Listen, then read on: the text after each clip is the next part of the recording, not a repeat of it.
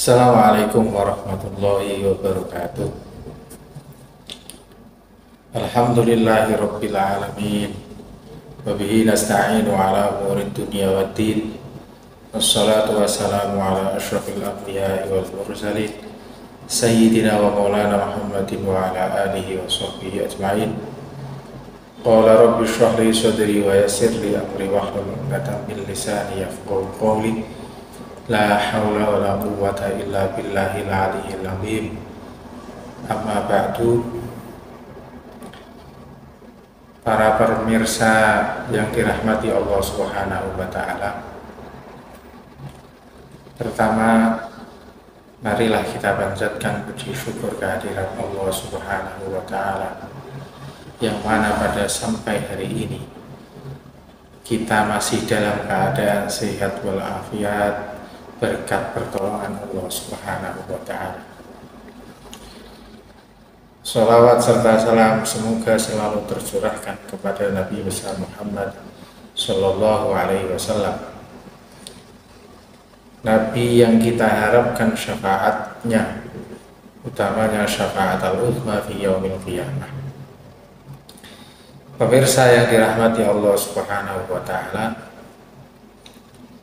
salah seorang cicit Nabi Muhammad Sallallahu Alaihi Wasallam, yakni Sayyid Ali Zainal Abidin Ibnil Husain radhiyallahu anhu pernah berkata, beliau mengatakan, innallaha khabba'a thalathan fi thalathin, sesungguhnya Allah Subhanahu wa taala menyembunyikan 3 perkara di dalam 3 perkara yang lain. Kenapa disembunyikan? Karena pada hakikatnya kita berada di dunia ini masih menjalankan sebuah misteri kehidupan yang harus kita jalani. Beliau mengatakan yang pertama, khabba Allahu ridhahu fi ta'atih, Allah menyembunyikan ridhonya dalam ketaatan kepadanya. Fala tahkiru min ta'atihi syai'an, maka janganlah kalian meremehkan ketaatan apapun itu. Fala alla ridhahu fi ta'atihi, mungkin di dalam ketaatan itu ada ridhonya Allah Subhanahu wa taala. Apa yang kita bisa ambil hikmah, apa yang kita bisa ambil pelajaran dari maqalah Sayyid Ali Zainal Abidin yang pertama ini adalah bahwa setiap ketaatan konsekuensinya adalah membawa ridhonya Allah Subhanahu wa taala.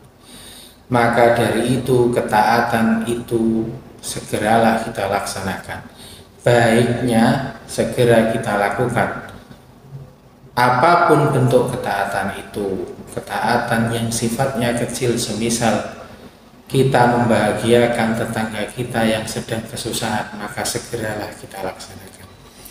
Apalagi perintah-perintah ketaatan yang sifatnya wajib, seperti sholat 5 waktu, menunaikan zakat, melaksanakan puasa, dan lain sebagainya.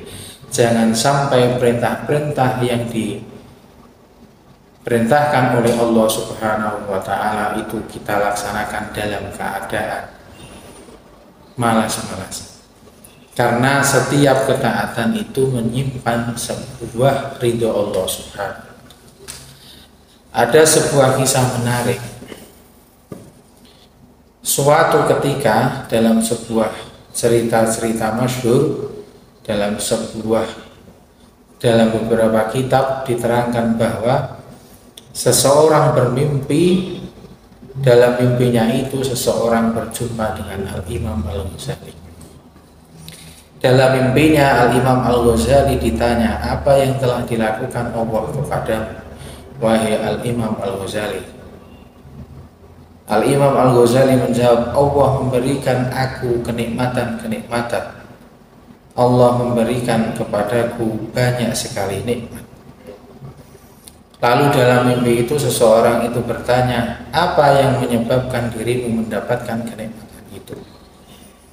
Yang kita tahu Al-Imam Al-Ghazali adalah seseorang yang sangat banyak karyanya, sangat berpengaruh dalam dunia pendidikan Islam. Beliau mengatakan dalam mimpi itu, suatu ketika aku dalam keadaan menulis, ada seekor lalat yang hinggap di dalam tempat maksiku, di dalam tempat tinta. Aku membiarkan lalat itu meminumnya sampai dia dapat menghilangkan hausnya. Aku tidak mungkin mengusirnya, demi hanya aku ingin menulis apa yang ingin aku tulis. Beliau mengatakan, karena inilah Gusti Allah, karena inilah Allah Subhanahu wa Ta'ala memberikan rahmatnya kepadaku, sehingga ketika aku di sini di akhirat aku mendapatkan banyaknya kenikmatan.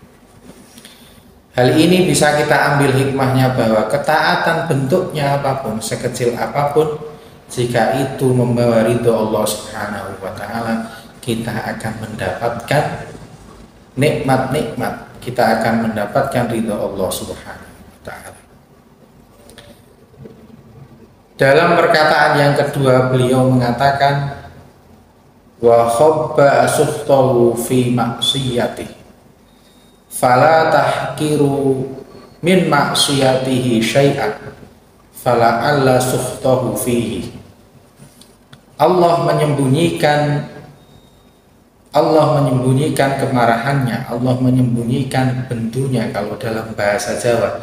Dalam bahasa lain, Allah menyembunyikan dukonya dalam kemaksiatan kepadanya. Maka jangan remehkan sebuah kemaksiatan sedikit pun.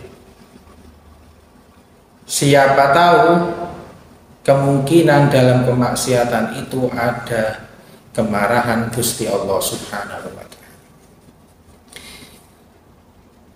Dawuh yang kedua ini yang kita bisa ambil hikmahnya adalah, ketika kita dalam keadaan maksiat, maka segeralah sadar dan segeralah bertobat kepada Allah Subhanahu wa Ta'ala. Ketika ada maksiat di sekitar kita, sebisa mungkin kita segera menghindarinya, karena setiap kemaksiatan kecil ataupun besar menyimpan kemarahan Allah Subhanahu wa Ta'ala. Banyak sekali maksiat yang asalnya kecil bisa menjadi seseorang terjerumus dalam kesalahan yang begitu besar. Contoh kecilnya saat ini semisal bagaimana kita menyikapi sebuah berita-berita yang sifatnya adu domba, bagaimana kita menyikapi berita-berita yang sifatnya hoax atau bohong. Kalau kita mengikuti nafsu kita yang ingin mengadu domba orang lain, maka awalnya yang berita itu kecil bisa menjadi besar, akhirnya bisa menimbulkan perpecahan yang sangat besar. Yang kita harapkan hari ini adalah kita tetap dalam keadaan damai, sejahtera, tidak ada sebuah pertempuran, tidak ada permusuhan di antara kita. Banyak sekali contoh maksiat-maksiat yang kecil ketika diikuti akan menjadi sebuah maksiat yang besar. Contoh kecilnya adalah kalau di kalangan pelajar bisa jadi awalnya ketemu seseorang yang menjadi lawan jenisnya, awalnya bertemu hanya tersenyum, hanya berdasarkan lirian. Karena lirian dan senyuman itu yang asalnya kecil, kalau diikuti bisa jadi menyebabkan pergaulan bebas di antara para remaja. Dan itu sesuatu hal yang harus kita hindari, sesuatu hal yang kita sebagai pendidik, kita sebagai orang tua, harapannya bahwa anak-anak kita, putra-putri kita selamat dari kemaksiatan tersebut. Di dalam kesempatan itu yang ketiga, Sayyid Ali Zainal Abidin mengatakan, wa khabba'a wilayatahu fi khalqihi. Allah menyembunyikan para kekasihnya, para wali-walinya di antara makhluknya. Fala tahkiru min ibadihi ahadan fala'allahu waliyullah, maka jangan remehkan satu dari para hambanya Allah. Kemungkinan di antara para hambanya Allah itu ada wali-walinya Allah Subhanahu wa ta'ala. Hal ini bisa kita ambil hikmahnya, bahwa ketika kita bertemu seseorang, baik orang itu baru, baik orang itu lama berkenalan dengan kita, maka kita tidak boleh meremehkan adanya orang tersebut, karena kita tidak tahu bahwa orang tersebut sedekat apa dengan Allah Subhanahu wa ta'ala. Karena kita pun juga tidak tahu apakah orang itu menjadi kekasihnya Allah Subhanahu wa ta'ala. Maka kita sebagai seseorang yang bersosial, maka kita sebagai seseorang yang selalu bergaul dengan orang lain, kita harus selalu berusaha menumbuhkan sifat husnudzon kepada makhluknya Allah Subhanahu wa ta'ala. Karena bagaimanapun Allah memerintahkan kita tidak boleh berseudon dengan orang lain. Allah memerintahkan kita selalu berbuat baik kepada orang lain. Bahkan Allah Subhanahu wa ta'ala mengatakan, ketika seseorang bertemu dengan orang lain, maka dia harus berbuat baik kepadanya apapun keadaannya. Pemirsa yang dirahmati Allah Subhanahu wa ta'ala, itulah 3 hal yang disampaikan oleh Sayyid Ali Zainul Abidin.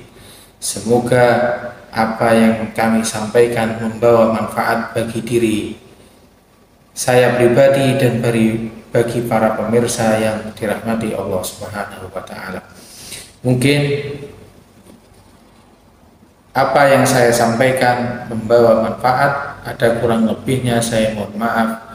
Wassalamualaikum warahmatullahi wabarakatuh.